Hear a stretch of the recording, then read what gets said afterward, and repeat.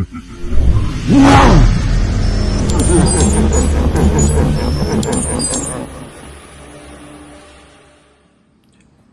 going on YouTube? It's your boy Darkatron Prime. So we're going to be sharing with you guys another deck for Ravemon. Ravemon is actually a lot of fun as you're able to float into your 6s, go into a 7, and then just completely wipe your opponent while burning hand and security. So I'm going to show you my version of the deck. I like a little bit more aggro cards, a little bit less of the birds, but let's go ahead and jump into it.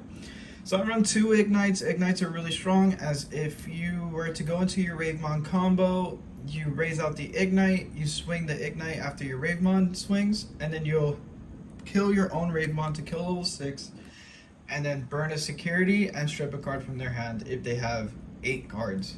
It's really strong to just overall burn a security, keep it aggression, and if you have another if you have an Ignite with something on top and your Ravemon comes back, you gain a memory out of it, so it's not as bad.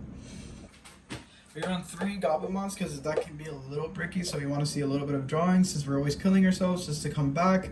This is always proccing. Then we run 4 Falcomons. Falcomon being the searcher of the deck, being able to grab 1 Keenan and Bird, so any of your bird combos. And then on top of that, on deletion, trash a card from your opponent's hand. It's a must of it 4, honestly. The altar is pretty sick and I enjoy it. Then we run 1 of the Bt13 Falcomon. It doesn't come up as often as the other ones, so I just put it at 1 just to have a name to pick up off either the Falcomon or just to drop it off the Ravemon. So now we're going to get into our level 4s. We run 4 Peckmon. Peckmon, when digivolving, play a Keenan. Very important. At moments, you just drop a Keenan from your hand, but when you bounce it, this card will always put it back on the board. We run 2 Ravemons because I've noticed that the deck has a lot of issues finishing the game. So I put in Ravemons because you always have a Tamer on board, and sometimes you just need that 1 extra swing after your Ravemon has no value just to get game. Then we run 2 Devimons. Devimons being a 1-2 Digivolve blocker. And it comes up a lot where you're able to get into a Chromon as fast as possible since you're spending so much time trying to get somewhere with the deck. And that's why I prefer this one over the Ravemon, the Chromon, the Peckmon, even though you can search the Peckmon. This one Digivolve is slightly cheaper, and I just like it better, in my opinion. Then you run 2 Promotes because you're able to play it off the Chromon, which gives you an extra swing if you keep turn. And you're able to Digivolve over anything that you played that turn off the Chromon just to swing for an extra check. Usually the extra checks, I threw in these 4 cards as a tech just to finish games, or just to get more draws, or to go into a level 6. Alright, so then we're going to be running 2 of the Bt13 Ravemon. I don't feel like it's stronger than the EX4. Digivolves for 4. It has an end of turn effect, and then the on deletion, I don't like it as much as the on deletion of the Ravemon. And then the Ravemon being the strongest card in the deck, as it has jamming, so the only thing that's really going to kill insecurity is option cards. But if it dies by an effect, you can trash a card from your opponent's hand, then bounce a security if they have 7 or less.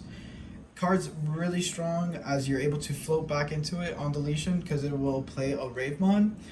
Mainly we play both Ravemons just so we can grab the other. I played these extra 2 Ravemons just to bring this one back out because it does do a lot more work. Then we have 1 Shine Greymon Ruin Mode. I believe we have 1 card missing from this deck, which is an extra card.